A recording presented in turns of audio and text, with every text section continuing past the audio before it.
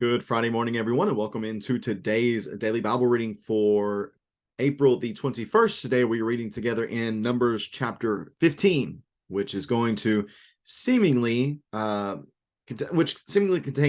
just a random chapter of instructions concerning various aspects of the law, some about offerings, some about a case study of a Sabbath violation, and then also some new instructions concerning tassels on the corner of garments. What's the deal? We've been finally, it seems, once we got into chapter 10 here in Numbers, after going through, 99% of Leviticus seems to be instructions and not narrative. We finally got back into some narrative here in Numbers, beginning in Numbers 10 and going through Numbers 14. But now we're back into this instruction type of section again, and might be wondering, why is this the case? Well, to think about it, just to set us up so we can understand what we're about to read, I think it is inserted here. I'm not sure exactly if these instructions were given following what took place in chapter 14, or if this is inserted by the author as a reminder to those reading the text of Numbers that, hey, you just read these things that took place, these events. Now, remember these instructions given within the law. I'm not sure which of these is the case, whether this is a part of the chronology of the actual events that took place, if after these events took place that the Lord then gave these instructions, or if the author inserted them here as a way of reminder, as a way of teaching. Not sure which one it is. I don't think the text really gives us any indication either way. We know that chronology is not always the foremost important factor in the writing of Scripture. Sometimes the text of Scripture is delivered in such a way that it's not in chronological order, and it is done so for the purpose of teaching. So regardless of what it is, it seems that this chapter here, again, we call it a chapter, it's not a chapter in the Hebrew Bible at all. But this chapter here, as we recognize, it seems to be inserted as a reminder that, hey, you just saw these terrible things that took place because of disobedience and because of rebellion. Well, let me remind you about the importance of God's mercy and grace. Let me remind you about the importance of his justice. And then let's give you a way in which you can remember these things concerning Yahweh. So with that in mind, let's read together here in Numbers chapter 15 and verse number 1 after I get the text up on the screen for us today.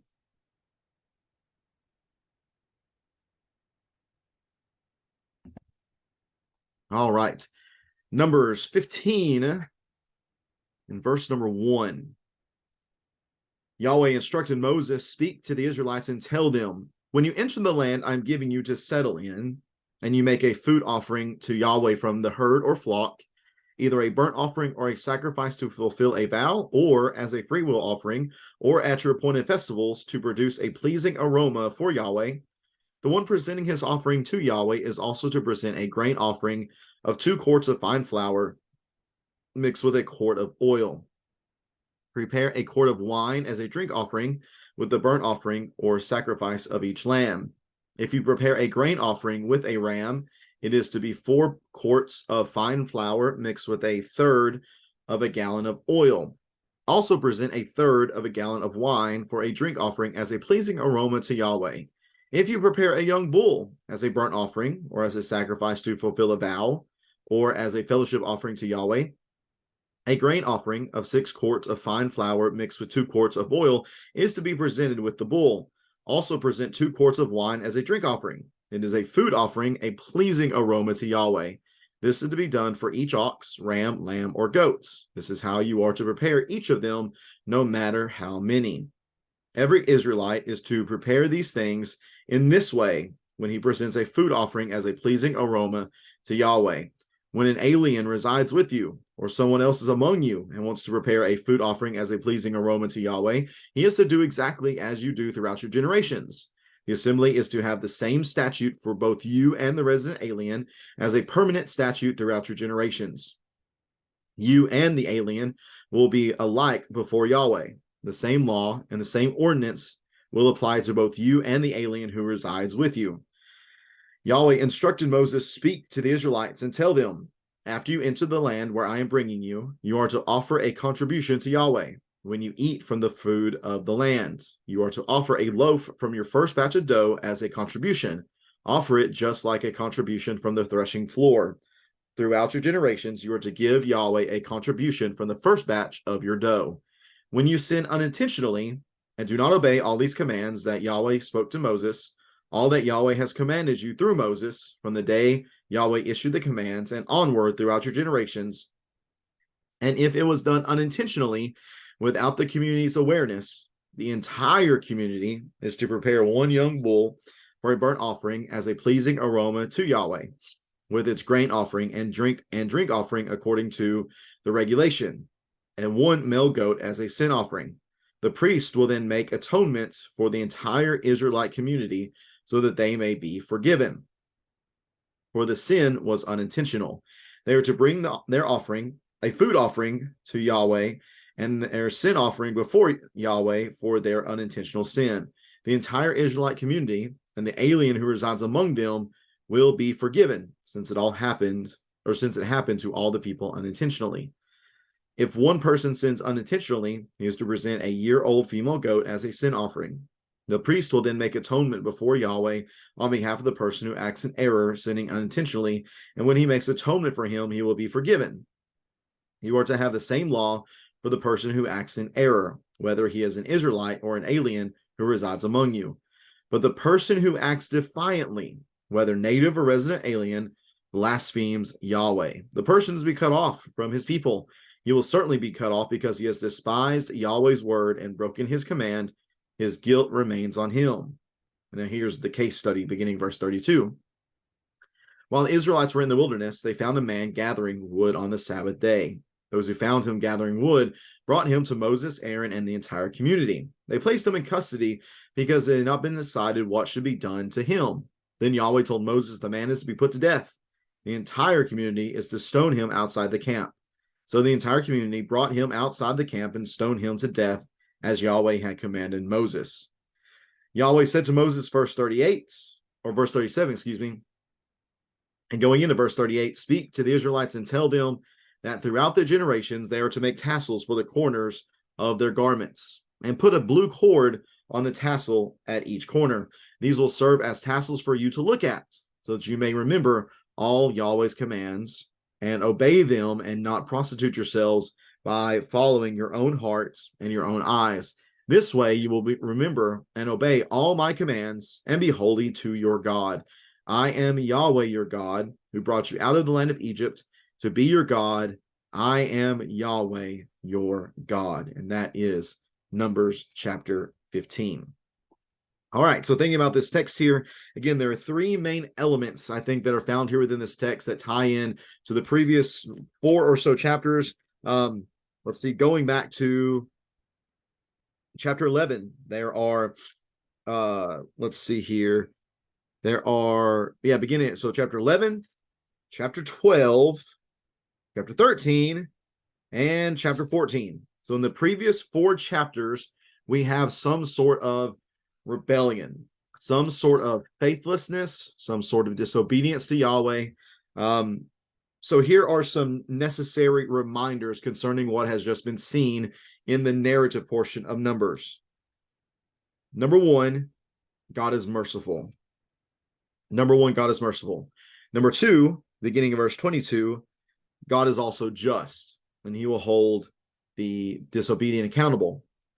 Number 3, you need to remember God's mercy. You need to remember God's justice. So concerning his mercy, here is God's mercy in spite of the Israelites' rebellion. How is the mercy seen? Well, the mercy is seen in the fact that he is allowing them to offer sacrifices. Some sacrifices were specifically for issues of sin and mistakes. Some were not about that, but still, to be able to approach God and to offer to him something, that is an act of divine mercy, because sinful humans don't deserve the ability to offer anything to our great God, yet it is in his mercy and grace that he allows us to do so. And yet these sacrifices, the mercy that allows for these sacrifices, is also an expression of something from the humans. And the expression from the humans is that this is a commitment to Yahweh, because these sacrifices came at major costs. They cost them livestock, potential food, Potential workforce, the oxen that would be used to plow the fields, all the different resources. This cost the Israelites something, so it was not as if they approached this and there was really nothing they were offering up. No, they were not just offering a literal sacrifice, but also a I don't think figurative is the right word. They were offering a literal sacrifice of tangible things, but then they were counting a cost. They were paying a cost in giving these things as well. So there's a sacrifice of resources that they were giving up. So yes, this is a mercy from God, but it also came at a cost for the people, but not just for his people, but also for the resident alien. They are also able to give particular sacrifices, as is listed there in verses 13 through 16. Then in let's see here, in verses 17 through 21, we have the law of the first fruits. So it was not only the harvest they were given, or that they were supposed to give to Yahweh, but also of whenever they were making bread, of the dough, they were to give the first portion of that to Yahweh. This would be a contribution from the first batch of their dough. I want to note too, is something I didn't mention yet. Also, one of the themes that is mentioned here, and again, this ties back into the previous chapters, is all these things are given to Moses. Yahweh instructed Moses, verse number 1. Yahweh instructed Moses, verse 17. The commands that Yahweh spoke to Moses, verse 22. Verse 23, and all that Yahweh has commanded you through Moses, verse 23. Let's see here. Verse 37. Yahweh said to Moses. All of these are emphasizing the role that Moses is playing, again, as a leader of the people and an intercessor between Yahweh and the people. That's necessary considering the issues that he has faced in these previous 4 chapters, and the fact that they keep trying to overthrow him. They want to get rid of Moses in order to elect their own leaders, and certainly that's going to be something that's even going to show up in the next chapter as well. So remember the centrality of Moses. Remember as well that all of these sacrifices that are being offered up, they are pleasing aromas to God. He is worthy of these sacrifices, and again, it is good for them to give these sacrifices, and it is a show of God's mercy for them to be able to offer these sacrifices. Now, though God is merciful, he is also just, and those who sin will be held to account. Now, of course, these sacrifices are a part of mercy. So specifically, whenever it comes to sins that are unintentional, that's mentioned in verse 22. It's also mentioned in verse 25, a couple of times in verse 25, verse 26 as well. Verse 27 is another place where we see unintentional sin mentioned here. This unintentional sin, well, what would that be? What is unintentional sin? Well, some have had defined it as carelessness, maybe an act of passion, maybe a careless act of thoughtlessness. I really like what one writer said. He said it is temporary spiritual insanity, just not thinking with your right mind, just making a bad decision. And I think it does differ from what is described beginning in verse 30 with someone who acts defiantly. That there is premeditation, it seems, with what they are doing. And other translations, or it literally means whenever they sin with a high hand, whenever they raise their hand knowing that I'm about to do this, and it is very purposeful. It's not thoughtless, it's not careless, it's not a mistake. It's I know this is wrong, and I'm going to do it anyways, knowing full well that it is wrong, like the individual, the case study that's given in verses 32 through 36. This man who went out gathering sticks, presumably to make a fire, which was not something that was permitted on the Sabbath day. They would make all their preparations beforehand. This person purposefully did this. Therefore, there was not going to be the opportunity for them to make atonement through sacrifices. There was sin there was a very strong consequence for the sin, and it was death. That's also talked about in verse number 30. The person who acts defiantly, whether native or resident alien, blasphemes Yahweh, which is interesting. He blasphemes Yahweh. He uses Yahweh's name in vain. Although he is one who represents Yahweh, he blasphemes him by basically thumbing his nose at Yahweh, by saying, you're not worthy of my respect. You're not worthy of my obedience. I'm going to do things my way. That person is be cut off from his people.